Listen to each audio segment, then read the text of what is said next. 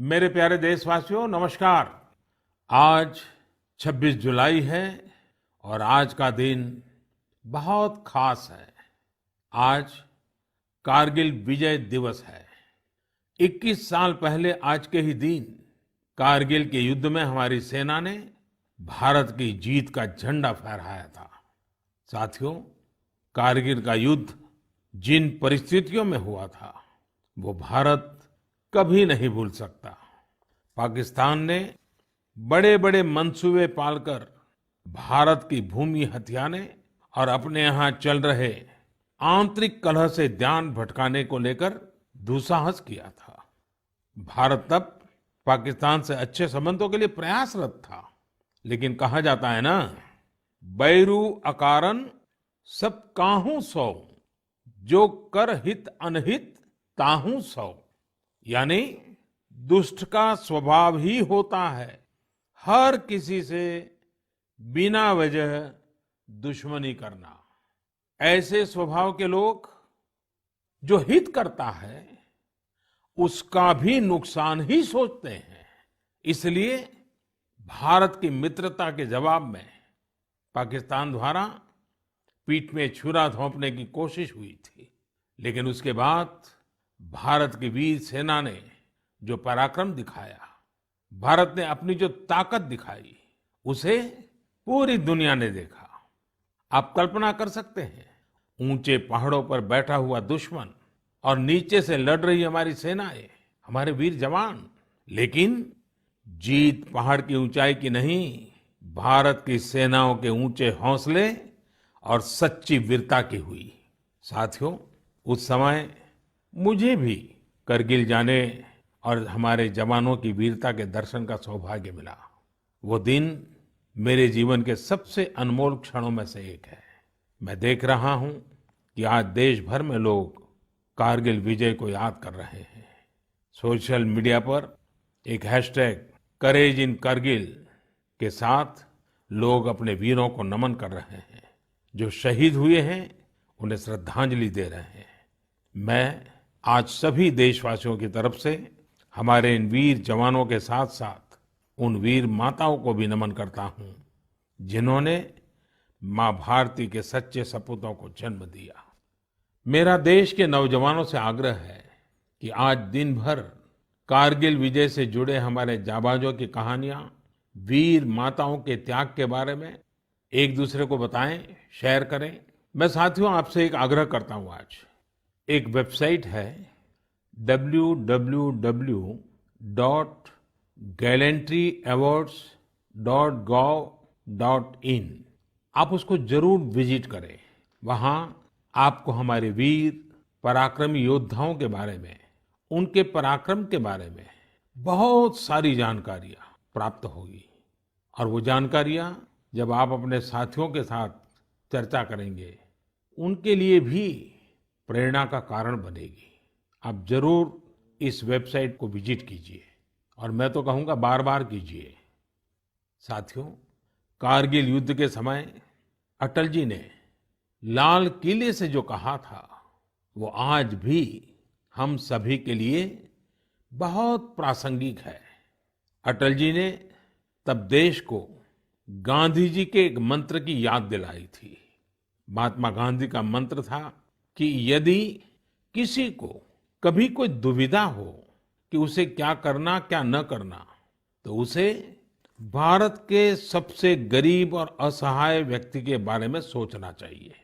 उसे ये सोचना चाहिए कि जो वो करने जा रहा है, उससे उस व्यक्ति की भलाई होगी या नहीं होगी। गांधी जी के इस विचार से आगे बढ़कर अटल जी ने कहा था कि करगिल युद्ध ने हमें एक दूसरा मंत्र दिया है। ये मंत्र था, कोई महत्वपूर्ण निर्णय लेने से पहले हम ये सोचें कि क्या हमारा ये कदम उस सैनिक के सम्मान के अनुरूप है जिसने उन दुर्गम पहाड़ियों में अपने प्राणों की आहुति दी थी। आइए अटल जी की आवाज में ही उनकी इस भावना को हम सुने, समझे और समय की मांग है कि उसे स्वीकार करें। हम सभी को याद है कि गांधी जी ने हमें एक मंत्र दिया था। उन्होंने कहा था कि यदि कोई दुविधा हो कि तुम्हें क्या करना है, तो तुम भारत के उस सबसे असहाय व्यक्ति के बारे में सोचो और स्वयं से पूछो कि क्या तुम जो करने जा रहे हो उससे उस व्यक्ति की भलाई होगी। कारगिल ने हमें दूसरा मंत्र दिया है, कोई महत्वपूर्ण निर्णय लेने से पहले हम ये सोचें कि क्या हमारा ये कदम उस सैनिक के सम्मान के अनुरूप है जिसने उन दुर्गम पहाड़ियों में अपने प्राणों की आहुति दी थी। साथियों, युद्ध की परिस्थिति में हम जो बात कहते हैं, करते हैं, उसका सीमा पर डटे सैनिक के मनोबल पर, उसके परिवार के मनोबल पर बहुत गहरा असर पड़ता है। ये बात हमें कभी भूलनी नहीं चाहिए और इसलिए हमारा आचार, हमारा व्यवहार, हमारी वाणी, हमारे बयान, हमारी मर्यादा, हमारे लक्ष्य, सभी कसौटी में ये जरूर रहना चाहिए कि हम जो कर रहे हैं, कह रहे हैं, उससे सैनिकों का मनोबल बढ़े, उनका सम्मान बढ़े। राष्ट्र सर्वोपरि का मंत्र लिए एकता के सूत्र में बंधे देशवासी हमारे सैनिकों की ताकत को कई हजार गुना बढ़ा देते हैं। हमारे यहाँ तो कहा गया है ना, संगे शक्ति कलो युगे। कभी कभी हम इस बात को समझे बिना सोशल मीडिया पर ऐसी चीजों को बढ़ावा दे देते हैं जो हमारे देश का बहुत नुकसान करती है। कभी कभी जिज्ञासावत फॉरवर्ड करते रहते हैं, पता है गलत है लेकिन करते रहते हैं। आजकल युद्ध केवल सीमाओं पर ही नहीं लड़े जाते हैं, देश में भी कई मोर्चों पर एक साथ लड़ा जाता है और हर एक देशवासी को उसमें अपनी भूमिका तय करनी होती है। हमें भी अपनी भूमिका देश की सीमा पर दुर्गम परिस्थितियों में लड़ रहे सैनिकों को याद करते हुए तय करनी होगी। मेरे प्यारे देशवासियों, पिछले कुछ महीनों से पूरे देश ने एकजुट होकर जिस तरह कोरोना से मुकाबला किया है, उसने अनेक आशंकाओं को गलत साबित कर दिया है। आज हमारे देश में रिकवरी रेट अन्य देशों के मुकाबले बेहतर है। साथ ही हमारे देश में कोरोना से मृत्यु दर भी दुनिया के ज्यादातर देशों से काफी कम है। निश्चित रूप से एक भी व्यक्ति को खोना दुखद है, लेकिन भारत अपने लाखों देशवासियों का जीवन बचाने में सफल भी रहा है। लेकिन साथियों, कोरोना का खतरा टला नहीं है। कई स्थानों पर यह तेजी से फैल रहा है। हमें बहुत ही ज्यादा सतर्क रहने की जरूरत है। हमें ये ध्यान रखना है कि कोरोना अब भी उतना ही घातक है जितना शुरू में था। इसलिए हमें पूरी सावधानी बरतनी है। चेहरे पर मास्क लगाना या गमछे का उपयोग करना, 2 गज की दूरी, लगातार हाथ धोना, कहीं पर भी थूकना नहीं, साफ सफाई का पूरा ध्यान रखना, यही हमारे हथियार हैं जो हमें कोरोना से बचा सकते हैं। कभी कभी हमें मास्क से तकलीफ होती है और मन करता है कि चेहरे पर से मास्क हटा दें। बातचीत करना शुरू करते हैं, जब मास्क की जरूरत होती है ज्यादा, उसी समय मास्क हटा देते हैं। ऐसे समय मैं आपसे आग्रह करूंगा, जब भी आपको मास्क के कारण परेशानी फील होती हो, मन करता हो उतार देना है, तो पल भर के लिए उन डॉक्टर्स का स्मरण कीजिए, उन नर्सों का स्मरण कीजिए, हमारे उन कोरोना वॉरियर्स का स्मरण कीजिए। आप देखिए, वो मास्क पहन करके घंटों तक लगातार हम सबके जीवन को बचाने के लिए जुटे रहते हैं। 8-8, 10-10 घंटे तक मास्क पहने रखते हैं। क्या उनको तकलीफ नहीं होती होगी? थोड़ा सा उनका स्मरण कीजिए, आपको भी लगेगा कि हमें एक नागरिक के नाते इसमें जरा भी कोताही न बरतनी है, न किसी को बरतने देनी है। एक तरफ हमें कोरोना के खिलाफ लड़ाई को पूरी सजगता और सतर्कता के साथ लड़ना है, तो दूसरी ओर कठोर मेहनत से व्यवसाय, नौकरी, पढ़ाई, जो भी कर्तव्य हम निभाते हैं उसमें गति लानी है, उसको भी नई ऊंचाई पर ले जाना है। साथियों, कोरोना काल में तो हमारे ग्रामीण क्षेत्रों ने पूरे देश को दिशा दिखाई है। गांवों से स्थानीय नागरिकों के, ग्राम पंचायतों के अनेक अच्छे प्रयास लगातार सामने आ रहे हैं। जम्मू में एक गांव त्रेवा ग्राम पंचायत है। वहां की सरपंच हैं बलबीर कौर जी। मुझे बताया गया कि बलबीर कौर जी ने अपनी पंचायत में 30 बेड का एक क्वारंटाइन सेंटर बनवाया, पंचायत आने वाले रास्तों पर पानी की व्यवस्था की, लोगों को हाथ धोने में कोई दिक्कत ना हो इसका इंतजाम करवाया।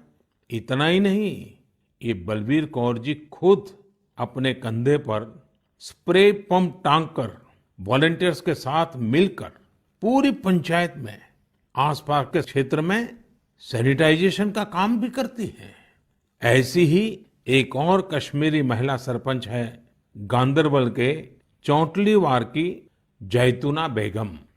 जैतूना बेगम जी ने तय किया कि उनकी पंचायत कोरोना के खिलाफ जंग लड़ेगी और कमाई के लिए अवसर भी पैदा करेगी। उन्होंने पूरे इलाके में फ्री मास्क बांटे, फ्री राशन बांटा, साथ ही उन्होंने लोगों को फसलों के बीज और सेब के पौधे भी दिए ताकि लोगों को खेती में, बागवानी में दिक्कत ना आए। साथियों, कश्मीर से एक और प्रेरक घटना है।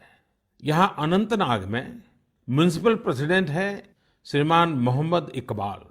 उन्हें अपने इलाके में सैनिटाइजेशन के लिए स्प्रेयर की जरूरत थी। उन्होंने जानकारी जुटाई तो पता चला कि मशीन दूसरे शहर से लानी पड़ेगी और कीमत भी होगी 6 लाख रुपए। तो श्रीमान इकबाल जी ने खुद ही प्रयास करके अपने आप स्प्रेयर मशीन बना ली और वो भी केवल 50,000 रुपये में। ऐसे कितने ही और उदाहरण हैं।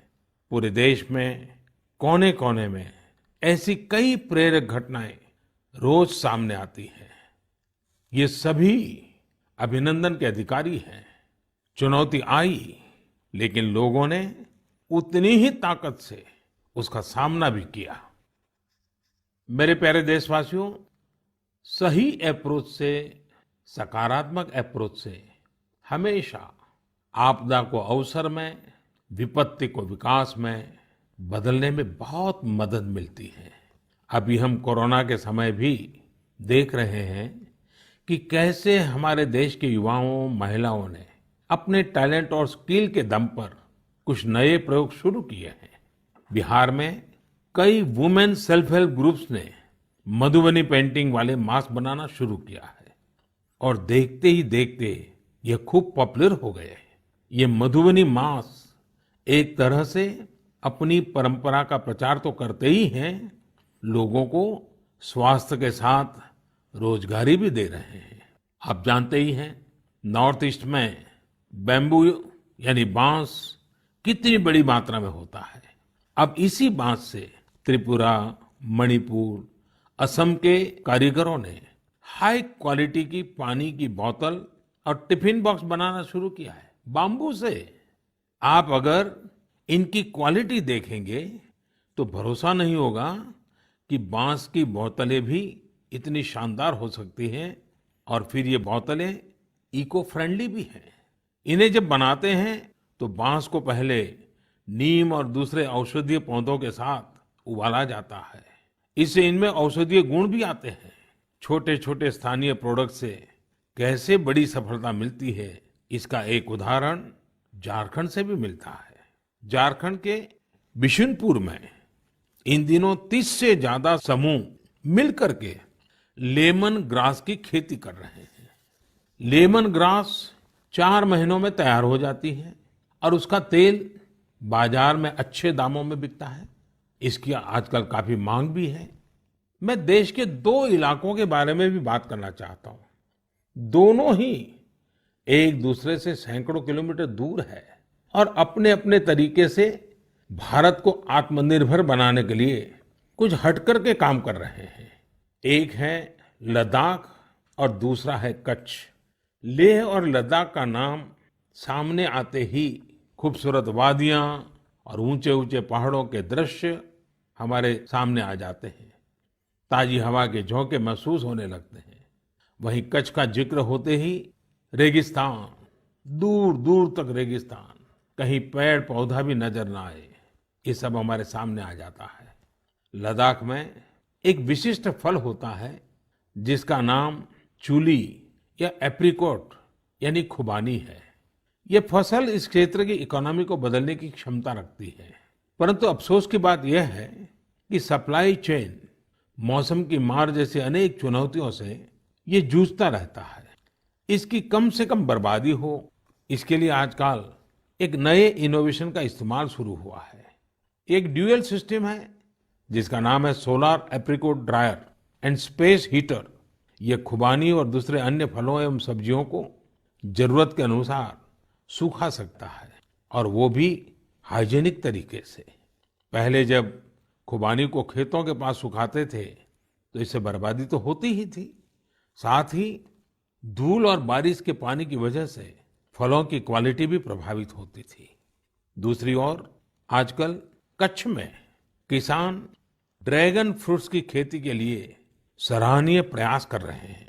बहुत से लोग जब सुनते हैं तो उन्हें आश्चर्य होता है, कच्छ और ड्रैगन फ्रूट्स, लेकिन वहां आज कई किसान इस कार्य में जुटे हैं। फल की गुणवत्ता और कम जमीन में ज्यादा उत्पाद को लेकर काफी इनोवेशन किए जा रहे हैं। मुझे बताया गया है कि ड्रैगन फ्रूट्स की लोकप्रियता लगातार बढ़ रही है, विशेषकर नाश्ते में इस्तेमाल काफी बढ़ा है। कच्छ के किसानों का संकल्प है कि देश को ड्रैगन फ्रूट्स का आयात न करना पड़े। यही तो आत्मनिर्भरता की बात है। साथियों, जब हम कुछ नया करने का सोचते हैं, इनोवेटिव सोचते हैं, तो ऐसे काम भी संभव हो जाते हैं जिनकी आम तौर पर कोई कल्पना नहीं करता। जैसे कि बिहार के कुछ युवाओं को ही लीजिए। पहले सामान्य नौकरी करते थे। एक दिन उन्होंने तय किया कि वो मोती यानी पल्स की खेती करेंगे। उनके क्षेत्र में लोगों को इस बारे में बहुत पता नहीं था, लेकिन इन लोगों ने पहले सारी जानकारी जुटाई, जयपुर और भुवनेश्वर जाकर ट्रेनिंग ली और अपने गांव में ही मोती की खेती शुरू कर दी। आज ये स्वयं तो इससे काफी कमाई कर ही रहे हैं। उन्होंने मुजफ्फरपुर, बेगूसराय और पटना में अन्य राज्यों से लौटे प्रवासी मजदूरों को इसकी ट्रेनिंग देनी भी शुरू कर दी है। कितने ही लोगों के लिए इससे आत्मनिर्भरता के रास्ते खुल गए हैं। साथियों, अभी कुछ दिन बाद रक्षाबंधन का पावन पर्व आ रहा है। मैं इन दिनों देख रहा हूं कि कई लोग और संस्थाएं इस बार रक्षाबंधन को अलग तरीके से मनाने का अभियान चला रहे हैं। कई लोग इसे वोकल फॉर लोकल से भी जोड़ रहे हैं, और बात भी सही है। हमारे पर्व हमारे समाज के, हमारे घर के पास ही किसी व्यक्ति का व्यापार बढ़े, उसका भी पर्व खुशहाल हो, तब पर्व का आनंद कुछ और ही हो जाता है। सभी देशवासियों को रक्षाबंधन की बहुत बहुत शुभकामनाएं। साथियों, 7 अगस्त को नेशनल हैंडलूम डे है। भारत का हैंडलूम, हमारा हैंडीक्राफ्ट अपने आप में सैकड़ों वर्षों का गौरवमय इतिहास समेटे हुए है। हम सभी का प्रयास होना चाहिए कि न सिर्फ भारतीय हैंडलूम और हैंडीक्राफ्ट का ज्यादा से ज्यादा उपयोग करें, बल्कि इसके बारे में हमें ज्यादा से ज्यादा लोगों को बताना भी चाहिए।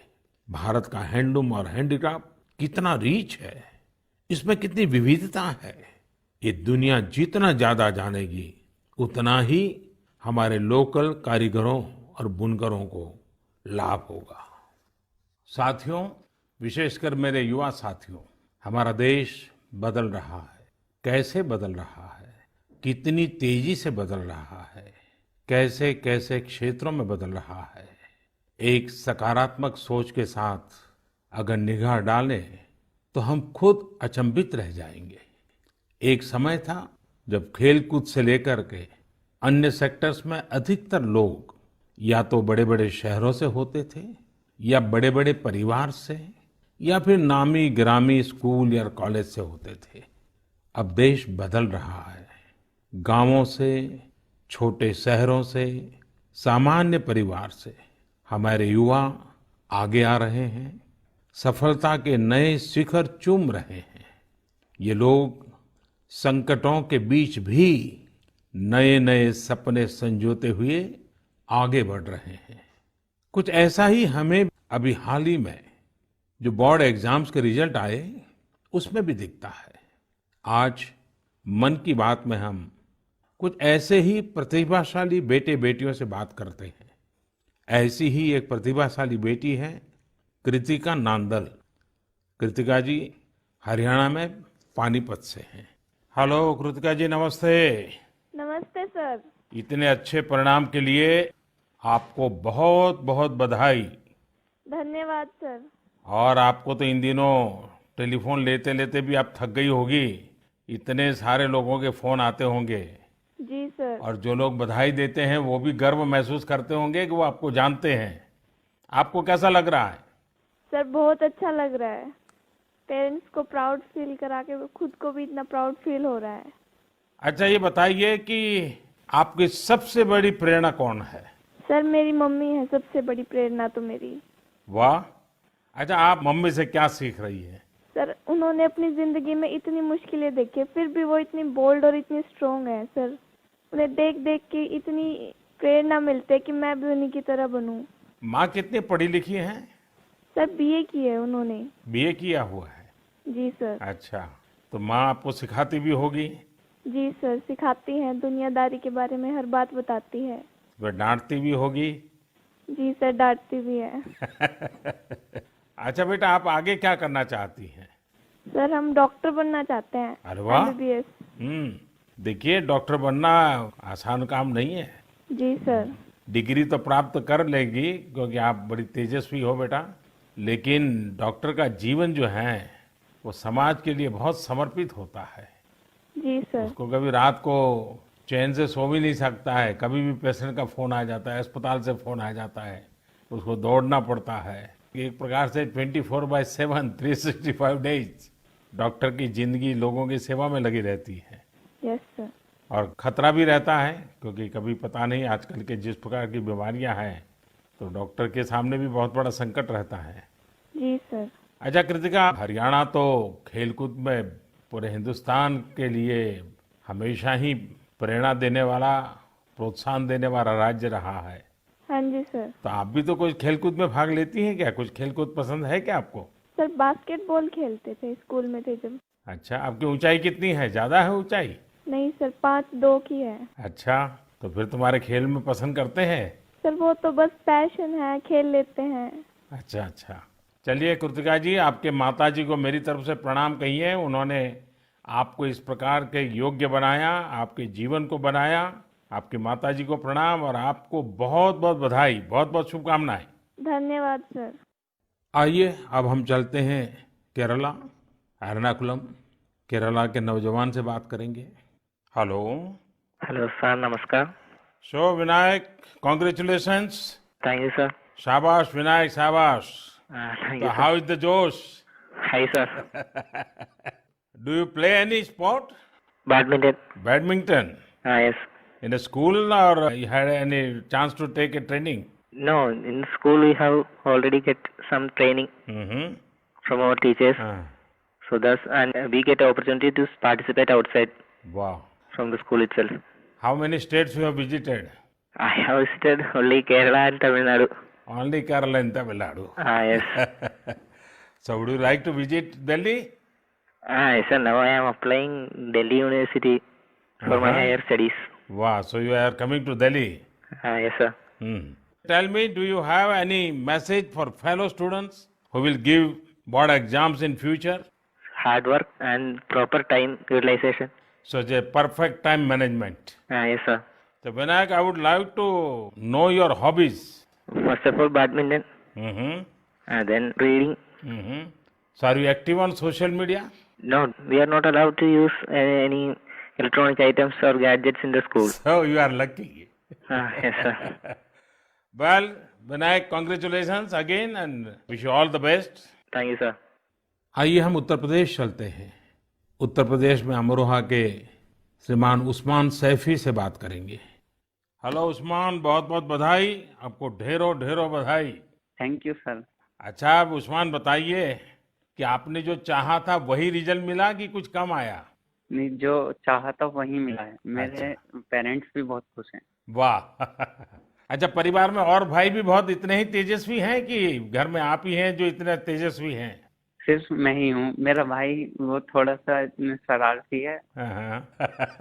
बाकी मुझे लेकर बहुत खुश रहता है। अच्छा अच्छा। अच्छा, आप जब पढ़ रहे थे तो उस्मान आपका पसंदीदा विषय क्या था? मैथमेटिक्स। अरे वाह। तो मैथमेटिक्स में क्या रुचि रहती थी, कैसे हुआ, किस टीचर ने आपको प्रेरित किया? जी, हमारे एक सब्जेक्ट टीचर रजत सर, उन्होंने मुझे प्रेरणा दी और वो बहुत अच्छा पढ़ाते हैं और मैथमेटिक्स शुरू से ही मेरा अच्छा रहा है और वो काफी इंटरेस्टिंग सब्जेक्ट भी है। तो जितना ज्यादा करते हैं उतना ज्यादा इंटरेस्ट आता है, तो इसलिए मेरा फेवरेट सब्जेक्ट। आपको मालूम है एक ऑनलाइन वैदिक मैथमेटिक्स के क्लासेस चलते हैं? Yes sir. हाँ, कभी ट्राई किया है इसका? नहीं सर, अभी नहीं किया। आप देखिए, बहुत सारे आपके दोस्तों को लगेगा जैसे आप जादूगर है, क्योंकि कंप्यूटर की स्पीड से आप गिनती कर सकते हैं। वैदिक मैथमेटिक्स की बहुत सरल टेक्निक्स हैं और आजकल वो ऑनलाइन पर भी अवेलेबल होते हैं। जी सर। क्योंकि आपकी मैथमेटिक्स में इंटरेस्ट है तो बहुत सी नई नई चीजें भी आप दे सकते हैं। जी सर। अच्छा उस्मान, आप खाली समय में क्या करते हैं? खाली समय में सर कुछ ना कुछ लिखता रहता हूँ मैं। मुझे लिखने में बहुत इंटरेस्ट आता है। अरे वाह, मतलब आप मैथमेटिक्स में रुचि लेते हैं, लिटरेचर में भी रुचि लेते हैं? Yes sir. क्या लिखते हैं? कविताएं लिखते हैं, शायरियां लिखते हैं? कुछ भी करंट अफेयर से रिलेटेड कोई भी टॉपिक हो उस पर लिखता रहता हूँ। नई नई जानकारियाँ मिलती रहती हैं, जैसे जीएसटी चला था और हमारा नोटबंदी, सब चीज। अरे वाह। कॉलेज की पढ़ाई करने के लिए आगे का क्या प्लान बना रहे हैं? सर, मेरा जी मेंस का फर्स्ट अटेम्प्ट क्लियर हो चुका है और अब मैं सितंबर के लिए सेकंड अटेम्प्ट में अब बैठूंगा। मेरा मेन एम है कि मैं पहले आईआईटी से बैचलर डिग्री लूं और उसके बाद सिविल सर्विसेज में जाऊं और एक आईएएस बनूं। अरे वाह। अच्छा, आप टेक्नोलॉजी में भी रुचि लेते हैं? यस सर, इसलिए मैंने आईटी ऑप्ट किया है। फर्स्ट टाइम बैच था आईटी का। अच्छा, चलिए उस्मान, मेरी तरफ से बहुत शुभकामनाएं हैं। और आपका भाई शरारती है तो आपका समय भी अच्छा जाता होगा। और आपके माताजी पिताजी को भी मेरी तरफ से प्रणाम कहिए, उन्होंने आपको इस प्रकार से अवसर दिया, आपका हौसला बुलंद किया। और ये मुझे अच्छा लगा कि आप पढ़ाई के साथ साथ करंट इश्यूज पर अध्ययन भी करते हैं और लिखते भी हैं। देखिए, लिखने का फायदा ये होता है कि आपके विचार में शार्पनेस आती है। बहुत बहुत अच्छा फायदा होता है लिखने से। तो बहुत बहुत बधाई मेरी तरफ से। Thank you sir. आइए चलिए फिर एकदम से नीचे साउथ में चले जाते हैं, तमिलनाडु। नामक्कल से बेटी कनिका से बात करेंगे और कनिका की बात तो बहुत ही इंस्पिरेशनल है। कनिका जी, वणक्कम। वणक्कम sir. How are you? Fine sir. First of all, I would like to congratulate you for your great success. Thank you sir. When I hear of Namakkal, I think of the Anjaneya temple. Yes sir. Now I will also remember my interaction with you. Yes sir. So congratulations again. Thank you sir. You would have worked very hard for exams. How was your experience while preparing? I was working hard from the start, so I didn't expect this result, but I have written well, so I will get a good result. What were your expectation? 485 or 486, like that I thought, sir. And now? 490. So what is the reaction of your family members and your teachers? They were so happy and they were so proud, sir. Which was your favorite subject? Mathematics. Oh, and what are your future plans? I am going to become a doctor, if possible, in AFMC, sir. And your family members are also in a medical profession or somewhere else? Oh, sir, my father is a driver, but my sister is studying MBBS, sir. Arre wow. So first of all, I will do the pranam to your father, who is taking lot of care of your sister and yourself. It's a great service he is doing. Yes, sir. And say inspiration for all. Yes, sir. So my congratulations to you, your sister and your father and your family. Thank you, sir. साथियों, ऐसे और भी कितने युवा दोस्त हैं कठिन परिस्थितियों में भी जिनके हौसले की, जिनकी सफलता की कहानियां हमें प्रेरित करती हैं। मेरा मन था कि ज्यादा से ज्यादा युवा साथियों से बात करने का मौका मिले, लेकिन समय की भी कुछ मर्यादाएं रहती हैं। मैं सभी युवा साथियों को यह आग्रह करूंगा कि वो अपनी कहानी, अपनी जुबानी जो देश को प्रेरित कर सके, वो हम सबके साथ जरूर साझा करें। मेरे प्यारे देशवासियों, 7 समंदर पार भारत से हजारों मील दूर एक छोटा सा देश है जिसका नाम है सूरीनाम। भारत के सूरीनाम के साथ बहुत ही करीबी संबंध है। 100 साल से भी ज्यादा समय पहले भारत से लोग वहां गए और उसे ही अपना घर बना लिया।